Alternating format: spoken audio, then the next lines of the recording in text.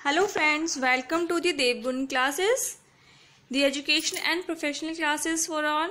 आज जो है हम प्रोविडेंट फंड के बारे में पढ़ने वाले हैं, जिसको हम शॉर्टकट में पीएफ भी कहते हैं।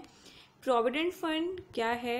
प्रोविडेंट फंड जो है ये हमारा जो है फंड है, वो फंड जो हमारे फ्यूचर में काम आता है। ये एक तरीके का अकाउंट है। अकाउंट मीन्स ये एक हमारा पिग्गी बैंक है। जैसे पिग्गी बैंक में हम पैसे सेव करते हैं, ऐसे ही हम इस पीएफ अकाउंट में, शॉर्टकट में प्रोविडेंट फंड को पीएफ कहा जाता है, इस पीएफ अकाउंट में हम पैसे जमा करते हैं। जैसे पिग्गी बैंक के पैसे हमारे ज़रूरत में, फ्यूचर में हमारे काम आते हैं, ऐसे ही ये पीएफ वाला अकाउंट जो एक पिग्गी बैंक है हमारे फ्यूचर में काम आता है। ठीक है, तो ये प्रोविडेंट फंड है जिसको पीएफ कहते हैं। ये हमारे भविष्य के लिए सेविंग है जो हमारे लिए हेल्पफुल है। कब? अब आप देखिए, पिछले एक साल से जो है यहाँ पे जो है कोरोना का, कोविड-19 का टाइम चल रहा है कि लोगों को कितनी प्रॉब्लम्स हुई, कितनी उनको फाइनेंशियल क्राइसिस हुई, जॉब छूट गई, बिजनेस जो है उन उसमें लॉस हुआ, लोग बेरोजगार हो गए, खाने के लिए कुछ नहीं।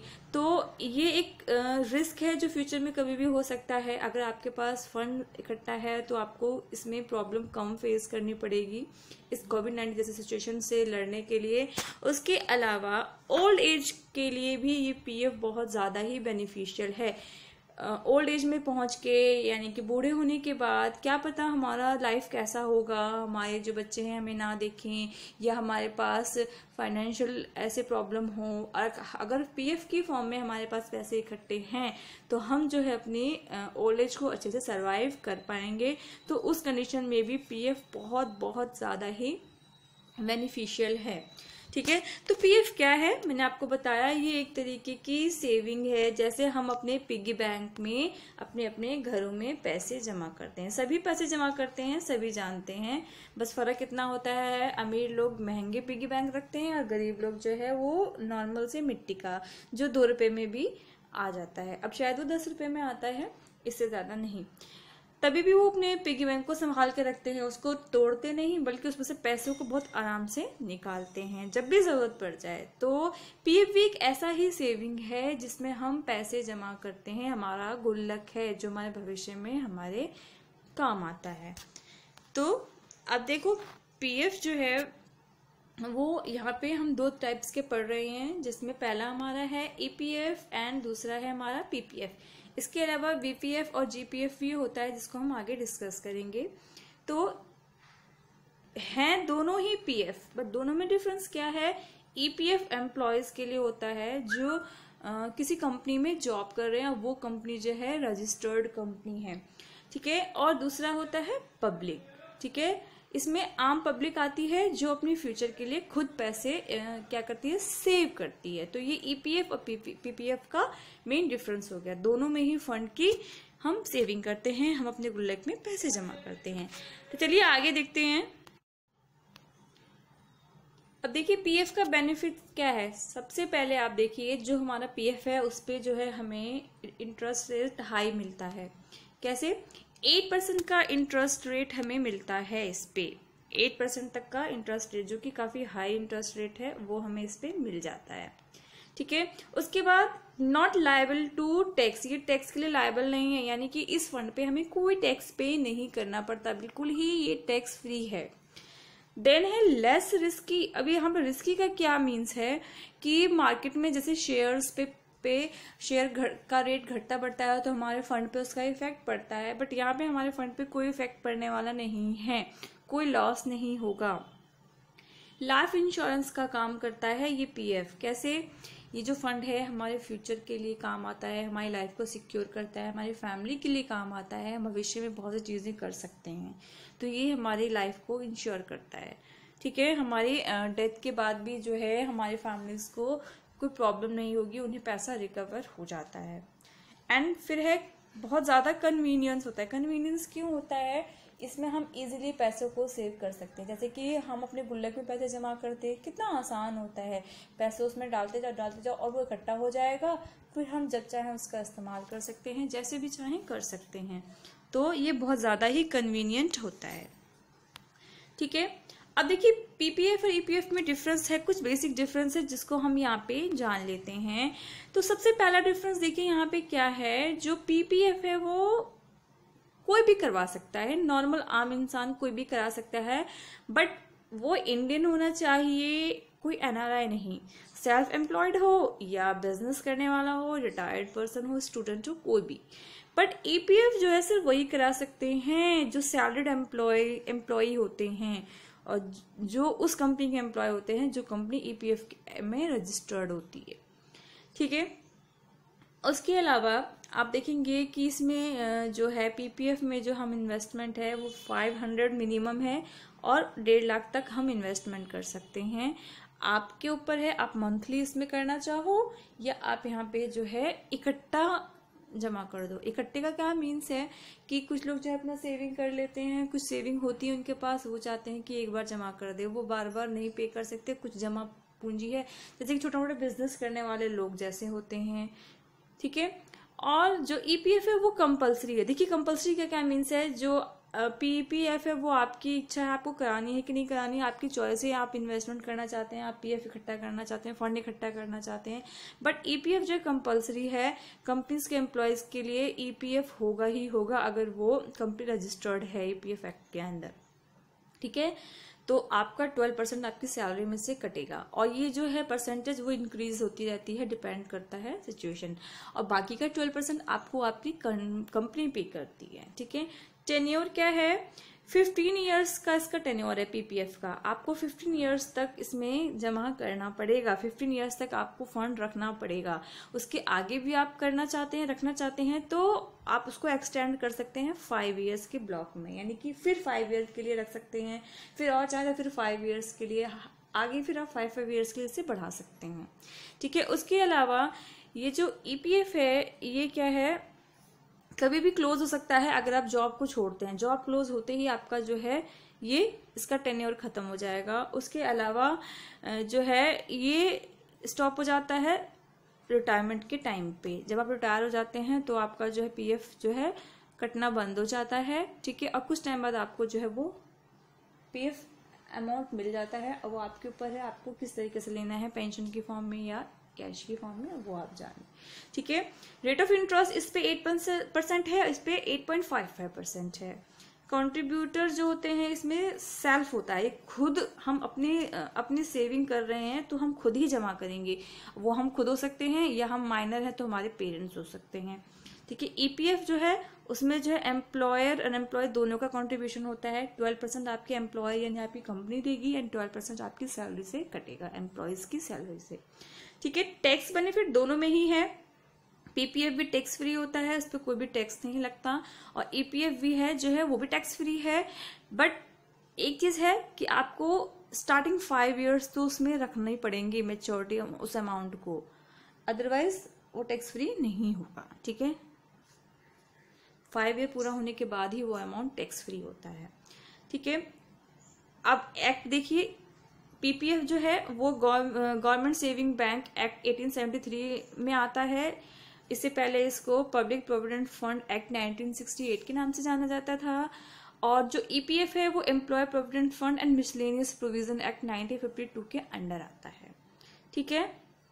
तो पीपीएफ जो है वो सेंट्रल होता है, ठीक है।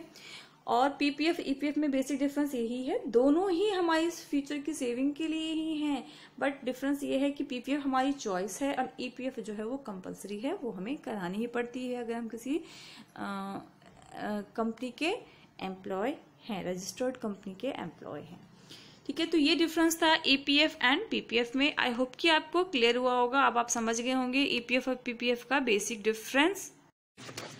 अब एक कंडीशन आती है, वो कंडीशन क्या है, पीपीएफ में तो हम 500 से 1.5 लाख तक जमा कर सकते हैं, बट ईपीएफ में 12% का लिमिट होता है। बट एम्प्लॉय चाहता है कि वो अपने भविष्य के लिए और ज़्यादा कंट्रीब्यूट करे, सिर्फ 12% ही नहीं। तो गवर्नमेंट कहती है नहीं तुम इतना ही कर सकते हो, और एम्प्लॉय कहता है नहीं मुझे उससे ज़्यादा करना है, मुझे फ्यूचर में ज़्यादा पैसे की ज़रूरत पड़ी तो मैं चाहता हूँ मेरे भविष्य के लिए ज़्यादा पैसा जमा हो। तो उस कंडीशन में क्या होता है, उस कंडीशन में आपके पास एक टर्म आता है जिसके अकॉर्डिंग आप और ज़्यादा पैसे जमा कर सकते हो।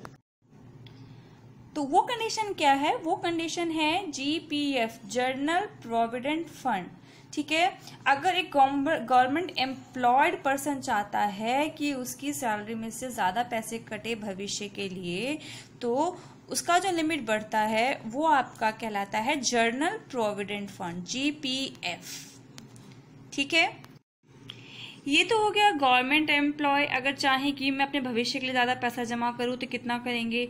उसी तरीके से अगर प्राइवेट कंपनी के एम्प्लॉय चाहें कि हमारा जो फंड कटता है वो भी ज़्यादा कटे, तो उन लोगों के लिए कंडीशन आता है आपका वीपीएफ, जिसको कहते हैं वॉलंटरी प्रोविडेंट फंड, जिसमें प्राइवेट कंपनी के एम्प्लॉयज़ भी अपनी सुविधा के अनुसार अपने भविष्य के लिए ज़्यादा पैसे कटवाना चाहें प्रोविडेंट फंड में, तो वो आता है आपका वीपीएफ के एंड। ठीक है, वॉलंटरी प्रोविडेंट फंड। तो एक पीएफ का जो एम्प्लॉय होता है यानी एम्प्लॉयर प्रोविडेंट फंड है, वो दोनों ही कंडीशन में होता है। सरकारी कर्मचारी अगर वो है तो वो अपना लिमिट बढ़ाना चाहता है तो वो जीपीएफ में आता है, और अगर प्राइवेट कंपनी के एम्प्लॉयज़ हैं और वो अपना अमाउंट बढ़ाना चाहते हैं तो उसका बीपीएफ के अंदर आता है। तो फ्रेंड्स, अगर मैं बात करूं बीपीएफ और जीपीएफ से भी बहुत अच्छे प्रोविडेंट फंड के बारे में, तो उसका नाम है आपका नेशनल पेंशन स्कीम, जो रिटायरमेंट के लिए बहुत ही अच्छी, आफ्टर रिटायरमेंट बहुत ही अच्छा जो है स्कीम है, जिसको हम एनपीएस के नाम से जानते हैं। तो ये जो एनपीएस है बहुत ज़्यादा ही अच्छा प्लान है, नेशनल पेंशन स्कीम। इसका सबसे अच्छा बेनिफिट क्या है, इसकी कोई एज लिमिट नहीं है और कोई मैटर नहीं करता कि आप सैलरीड पर्सन हो या नहीं हो, कोई भी इसको करा सकता है। ठीक है, तो देखिए आप कि इसका जो एज लिमिट है वो 18 से 65 है। अगर कोई भी चाहे, कोई 18 ईयर्स का बच्चा भी चाहे अगर कि मैं अपने भविष्य के लिए पैसे जमा करूं, तो वो भी इसके लिए कर सकता है, वो भी इसमें पैसे लगा सकता है ताकि आफ्टर और सम टाइम या ओल्ड एज में उसको अच्छा पैसा मिल पाए, उसका भविष्य सेफ हो पाए। ठीक है, और ये भी जो है ऑप्शनल है। ठीक है, कोई कंपल्सरी नहीं है, क्योंकि ये किसी कंपनी एक्ट के अंदर नहीं आता है, आपकी चॉइस है आप करना चाहें या नहीं। इसके लिए भी इंडियन होना चाहिए, कोई एनआरआई ना हो आप। ठीक है, मेच्योरिटी जो है ये आफ्टर 60 ईयर्स ही होती है। अगर कोई 18 साल का बच्चा भी अगर इसको ओपन कर रहा है तो इसका जो अमाउंट है वो मेच्योर होगा आफ्टर 60, क्योंकि ये नेशनल पेंशन स्कीम है, ये एक पेंशन स्कीम है, तो आफ्टर 60 ही ये मेच्योर होगा। ठीक है, उसके अलावा इसमें जो है आप पार्शियल विड्रॉल भी कर सकते हो, यानी कि आफ्टर 60 ईयर कोई ज़रूरी नहीं है कि आप एक ही साथ सारा पैसा ले लिया, आप जो है 5-5 साल के डिफरेंस में आप पैसा विड्रॉ कर सकते हो। ठीक है, जैसे अभी आपको 60 ईयर्स कंप्लीट हो चुके हैं, अभी आपको पैसे की ज़रूरत है तो आपने कुछ पैसा निकाल लिया, फिर आपको 5 साल बाद फिर ज़रूरत पड़ रही तो आप फिर पैसा निकाल सकते हैं, तो पार्शियली विड्रॉल है। ठीक है, तो ये इसका कुछ और बेनिफिट है। इसमें जो है लिक्विडिटी लो होती है। लो क्यों होती है, इसमें जो आप पैसा है निकालना चाहते हैं वो आप पार्शियल विड्रॉल तो आप कर सकते हैं, लेकिन विड्रॉल जो है थोड़ा मुश्किल होता है। पीपीएफ में और ईपीएफ में आपने देखा होगा, पीपीएफ ईपीएफ में आफ्टर मैच्योरिटी आप जो है जैसे भी चाहे पैसा को निकाल सकते हैं, कोई दिक्कत नहीं है। लेकिन इसमें जो पार्शियल विड्रॉल होता है वो 5 ईयर्स के उस पर होता है। उसका सबसे बेसिक रीज़न क्या है कि इसमें जो आप पैसा इन्वेस्ट करते हो उसे गवर्नमेंट जो है बॉन्ड और म्यूचुअल फंड की फॉर्म में इन्वेस्ट करती है और उससे कमाती है, और उससे जो होने वाले बेनिफिट को आपको वो देती है, इसलिए इसमें आपको भी बेनिफिट ज़्यादा मिलता है। ठीक है, तो इसीलिए इसमें जो है रिस्क भी हाई होता है, क्योंकि ये फंड्स म्यूचुअल फंड वगैरह में जो है इसका इन्वेस्टमेंट होता है, तो अगर शेयर्स वगैरह के प्राइसेस हाई या लो होते हैं तो इससे आपको जो है इस पर इफेक्ट पड़ता है आपके इन्वेस्टमेंट पे, तो ये थोड़ा हाईली रिस्की होता है। और पीपीएफ ईपीएफ जो है वो रिस्की नहीं होते, तो एनपीएस जो है थोड़ा सा रिस्की है। उसके बाद देखिए आगे क्या है आपका। इसके अलावा आपका जो है इसमें जो लायबिलिटी है वो बहुत ज़ीरो होती है, इसमें कोई लायबिलिटी नहीं होती है। आपका जो है एनपीएस से कोई भी पैसा किसी भी कंडीशन में डिडक्ट नहीं होता है। ये टैक्स फ्री होता है बिल्कुल ही, जैसे कि आपका पीपीएफ और आपका ईपीएफ था ऐसे ही। उसके अलावा इस पे जो आपको रिटर्न है वो 10% तक मिल जाता है। देखिए कितना ज़्यादा है। उसके ऊपर जो आपका रिटर्न था वो 8 से लेके 9 तक था, दोनों ही कंडीशन में 8 से 9 के बीच में। इस पे जो आपको रिटर्न जो है वो 10% तक मिल जाता है। ठीक है, तो ये हाईली बेनिफिशियल भी है, इसीलिए ये एनपीएस प्लान जो है सभी प्लान से बहुत ज़्यादा ही अच्छे हैं। तो आपने देखा कि पीपीएफ में जो है वो सबसे कम पैसा है, उसके बाद ईपीएफ में उससे ज़्यादा, और एनपीएस में सबसे ज़्यादा जो है आपको रेट ऑफ इंटरेस्ट मिलता है। तो पीपीएफ से अच्छा ईपीएफ और ईपीएफ से भी अच्छा एनपीएस। ठीक है, रिस्क हाई है बट फिर भी सेफ होता है, रिटर्न बहुत ज़्यादा है। ठीक है, आई होप कि आपको ये क्लियर हो गया होगा। हमारा ये भी टैक्स फ्री होता है। होप कि आपको समझ में आ गया होगा PPF, EPF, GPF, VPF, NPS. इससे पहले आप कंफ्यूज होंगे ये सारे टर्म्स क्या हैं। आज के बाद आपका ये कंफ्यूजन दूर हो जाएगा। अगर आपको वीडियो पसंद आई हो तो वीडियो को लाइक और शेयर करना मत भूलिएगा, and please subscribe my channel ताकि और भी इंटरेस्टिंग वीडियोज आपको जो है टाइमली मिलती रहे। Thank you so much.